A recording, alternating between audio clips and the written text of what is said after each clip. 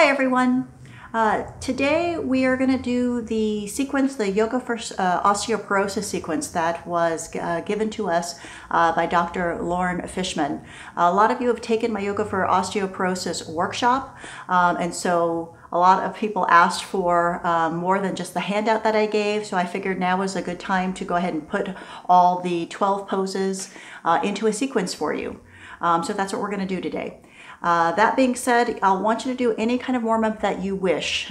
With the 12 poses for osteoporosis, there is no warm-up, but I live in the real world and understand that our bodies might need a little bit of warm-up. So if you want to do knees into chest, a windshield wiper leg, some cat-cow, some puppy pose, some dog pose, things like that to warm up your body first, please feel free to do that. The other thing is you want to try to hold the poses for 30 seconds each. You don't repeat them in his sequence, you only do them once on each side if it's a two-sided pose, but you hold it for 30 seconds. If indeed we are not able to hold it for 30 seconds, that's okay. You can certainly do it twice, 15 seconds each, or 3 10-second holds, whatever is going to suit you better. In the workshop, I give you a lot of different variations and modifications depending on your ability level. Here, I'll try to give you some of those same modifications. Okay? All right, so we're going to get started. Again, you do some warm-up if you like. You can just pause the video, do a little bit of warm-up, and then when you're ready, we'll continue on. Okay, we're going to start in mountain pose, and one of the main concepts behind the Yoga for Osteoporosis sequence is that you work at grounding. So in other words, creating dynamic tension throughout the body. So as I really press down into the feet, I really want to work at lifting upwards, and you want that to happen in all of these poses. Okay, so starting in mountain pose, bring the feet to be parallel to each other, 10 toes ahead. You want to feel the leg muscles turn on. Okay, so pulling the thigh muscles upwards and pushing down into the heels. If you want to lift your toes up off the floor for a moment and feel that that weight is pressing downward, do so. At the same time as you go buttocks down to the heels, lift the spine upwards. Roll the shoulders back, stretch down to the fingertips, and feel that sensation, that dynamic tension moving down and moving up through the body. From here, inhale, let's take the arms up and overhead. This is Urdhva Hastasana. Use your arms and pull the rib cage higher, push down to the heels and lengthen your sides. Feel that sensation, moving down, moving up at the same time. Good. Now from here, we're going to try tree pose. This is a balance pose. Lots of different ways you can do this. You can certainly do this with your back at the wall if you're worried about balance. Instead of bringing the foot up to the thigh, you could put it down onto the lower leg. You could put your foot onto a chair and push down into it. So there are many different ways of practicing this pose. But what you want to try to do is bring the foot towards the inner part of the thigh or the lower leg, either one, just not your knee. And you want to feel again here that you're pushing the foot into the leg and the leg back into the foot, pressing down into that standing leg and lifting up through the spine. You can stay there, or those same arms as before, using the arms to lift the spine upwards as you ground down. Feeling again that dynamic tension moving down, hip to heel, lifting upwards through the spine.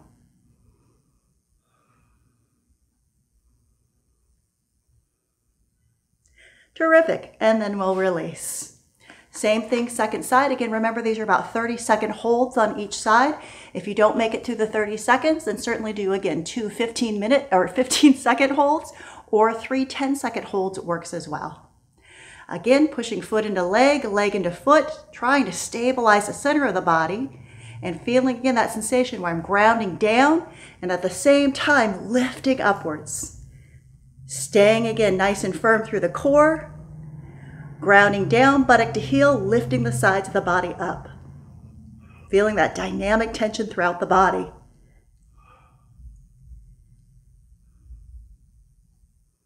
And then we will release.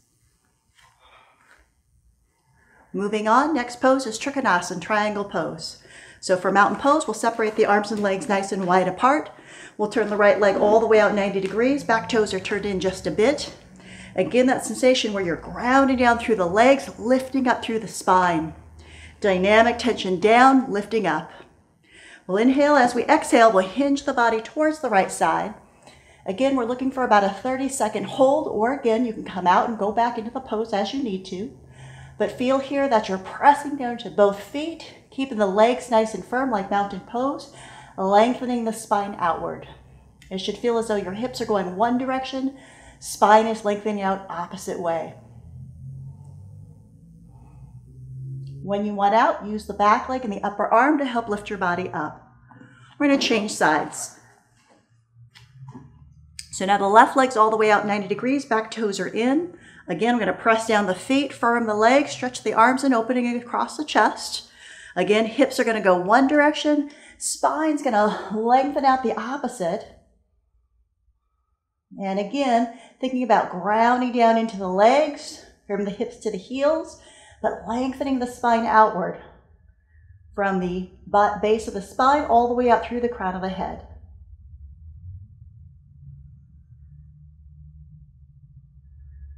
Now to come out again, back leg, upper arm helps lift you back up and out.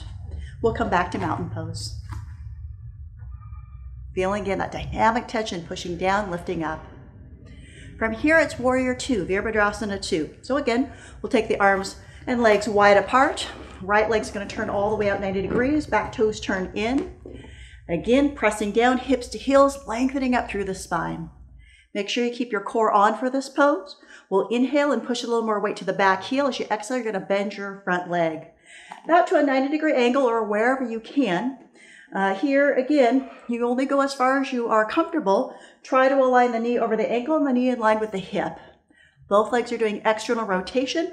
I want to feel from the hips I'm going down, but the sides of the body should lift up. This is warrior two. When I want out, I'm going to push that back heel and come back up. We're going to change sides. So now the left leg's all the way out 90 degrees. Back toes are in just a bit. Again, that sensation where I'm pushing down, lifting the spine upwards. Again, I'm going to push more weight to the back heel. As I exhale, I'm going to bend the front leg. Again, towards a 90-degree angle, but watch that alignment of the knee. So keep the knee back and that buttock moving forward to keep the knee over the ankle and in line with the hip. Again, as I push down through the hips down, lifting the spine upwards.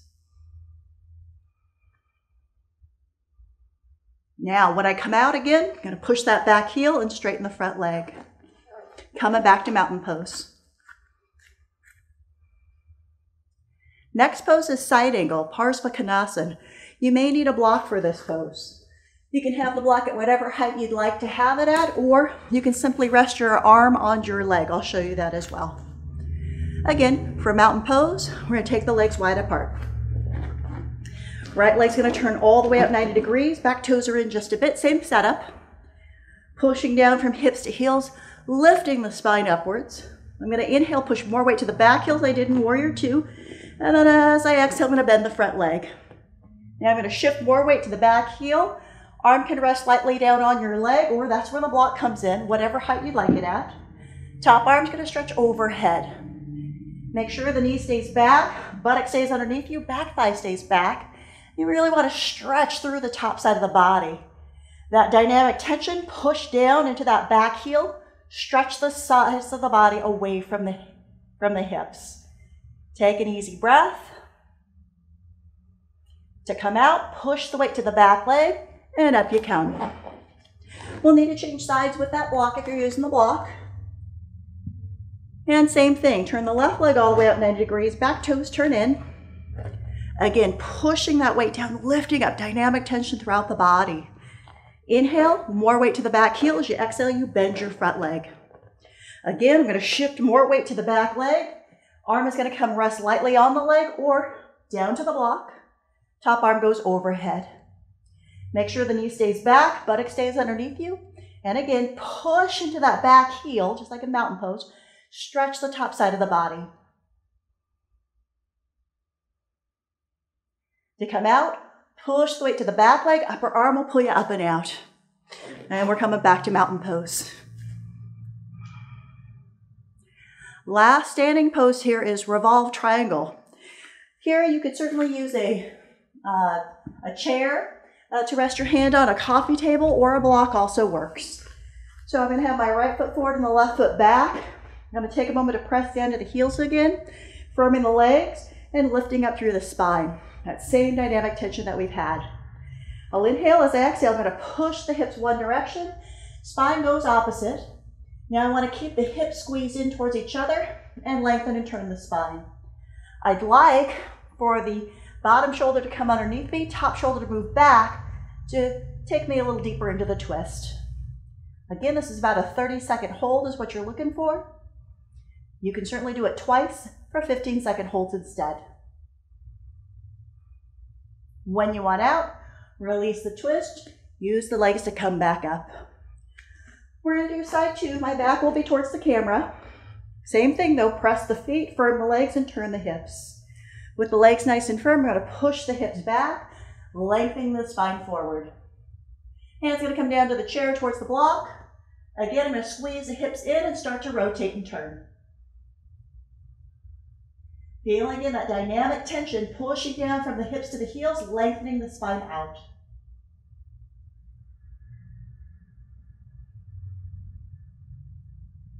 To release the twist first, use the legs to come back up. We're going to step back to mountain pose. Now, that's all the standing poses. Now we're going to move down to the floor. Okay, now we're seated. We're going to sit in Dandasana to begin, staff pose, just to learn how to ground here, just like we did in mountain pose, Tadasana, for the standing poses. And then we'll do a couple twists, okay?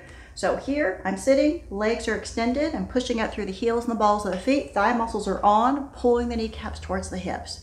The grounding that I want you to feel, or that sense of dynamic tension, is for the legs to move down and the spine to lift up. You can use your hands at your sides to feel it. Thighs and sit bones go down, lifting the spine upwards. And we'll inhale, take the arms up and overhead just to give a little bit more lengthening, pushing down through the thigh bones, lifting up through the spine. And then we'll release. Okay, first twist is Marachasana 3. So you're going to bend your right leg. You want to bring the heel in line with the sit bone, and just for a moment, pull the knee in to sit as tall as you can. Then the right hand's going to go back behind me. Left elbow's going to come across the body. If that's too much, just hold on to the knee and turn. Okay, so either one, lift up and rotate. Twist. I'm trying to bring that right shoulder further behind and pushing the elbow into the knee to lengthen and turn. Left leg has to stay on. Keep pushing out through the heel and the ball of the foot. Again, hips go down, spine lifts up, and we twist. And we'll release. We're going to do the second side. So bending the left leg, bring the heel in towards the sit bone again. And you could just hug the knee, lift up and rotate, turning. Or elbow to the outside of the knee. Still the same thing. Keep the right leg active as you rotate and turn. Twists. These twists are, again, strengthening up the spine.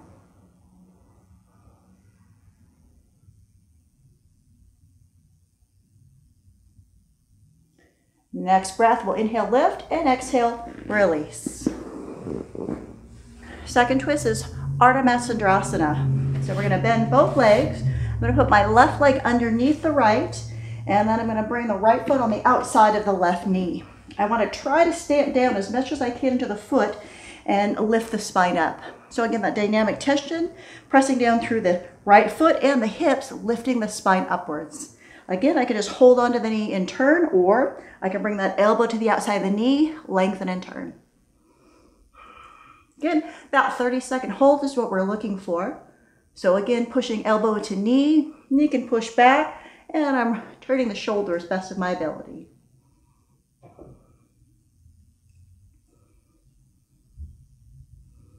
That sensation of grounding down, lifting up and turning. And then I'll release. And changing sides. So I'm going to go ahead and bend both legs. Right leg threads underneath the left. I want to bring the left foot on the outside of the knee. Again, trying to stamp down as best I can, but then the hip also has to press down as well. Same thing, as I push down, I'm going to lift up, and I'm going to lengthen and turn. Again, I can just hold on to the knee as such, or I can bring the elbow to the outside of the knee and give a little push. Gives me a little more leverage if I can use the elbow. Again, grounding down, lifting up, and rotating, turning. Trying to turn the shoulders, best of my ability. Left shoulder's moving back, right shoulder's moving forward.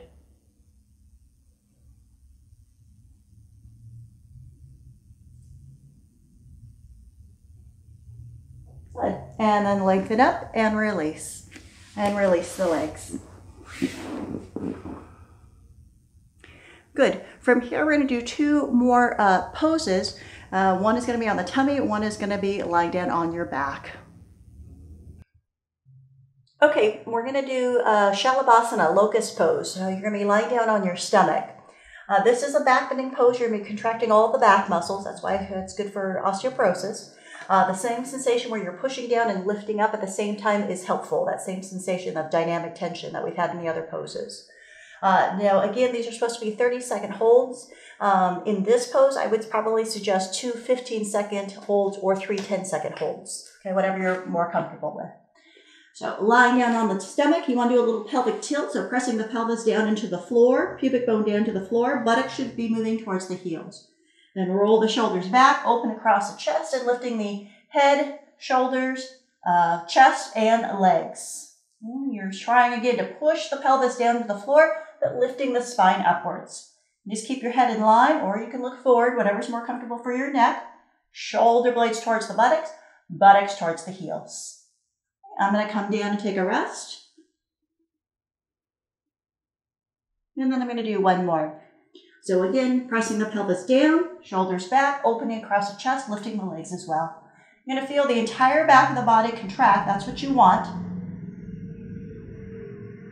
Shoulders away from the ear, shoulder blades towards the buttocks, buttocks towards the heels.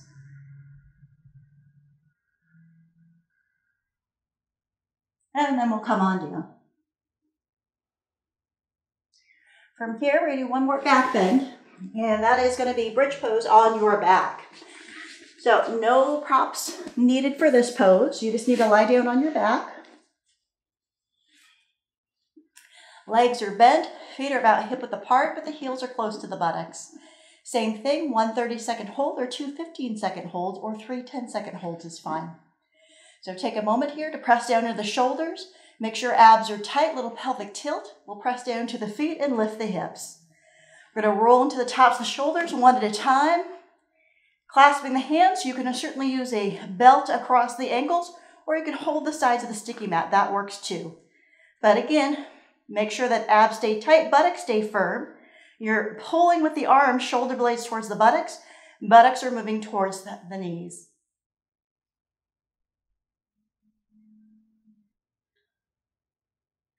Again, pushing down with the upper arm and shoulder, pushing down through the feet, squeezing the buttocks, using the back muscles to lift the chest and to lift the hips.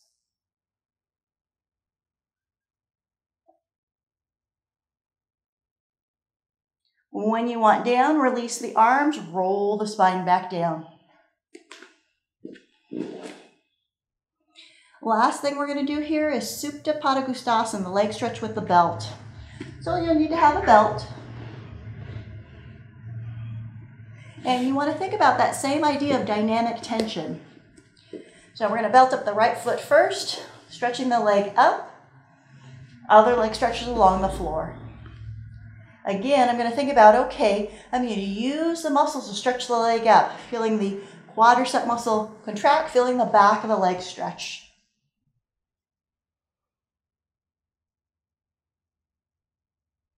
Little by little, I'm easing the right leg in as the left leg stays stretched along the floor.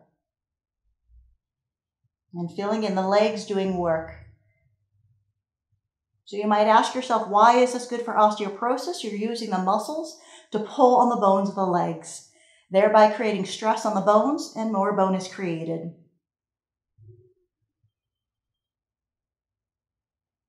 That's about 30 seconds, so I'm going to go ahead and move to the second part of this pose, opening towards the side. Again, I'm thinking about the inner leg getting longer and pulling the outer leg back into the hip. Hips are squeezed towards each other, and the left leg is still doing work as well. But again, maintaining muscular action. I'm not resting my elbow on the floor, okay? But the leg and the hip is doing work.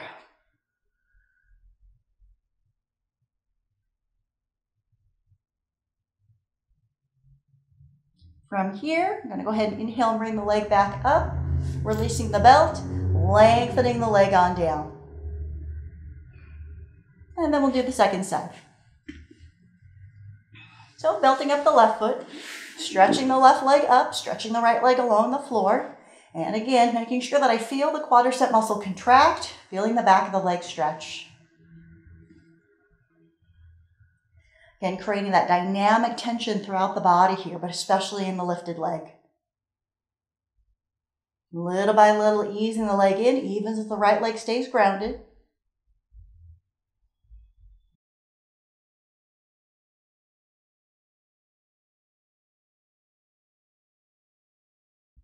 And then I'm going to start to open towards the side. Again, lengthening the inner leg out, pulling the outer side of the left leg into the hip, squeezing the hips towards each other.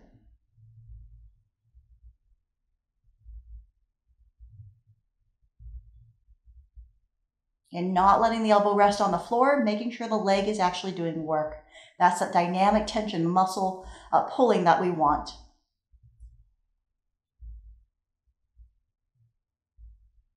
I'm going to inhale, bring the leg back up, release the belt, lengthening the leg all the way down. Terrific. Last pose is Shavasana. It is actually counted as one of the 12 poses. So I might go ahead and bring something for underneath my knees and underneath my head. Or nothing for underneath my knees.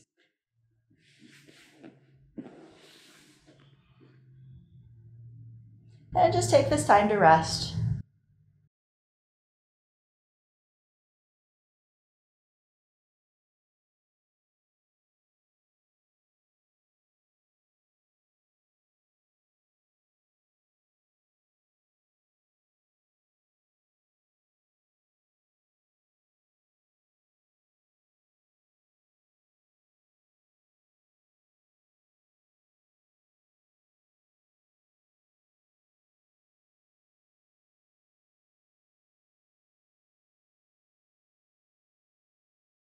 Now when I'm ready to come up, I'm going to bend the legs. If I need to pull the knees in towards the chest, I certainly can.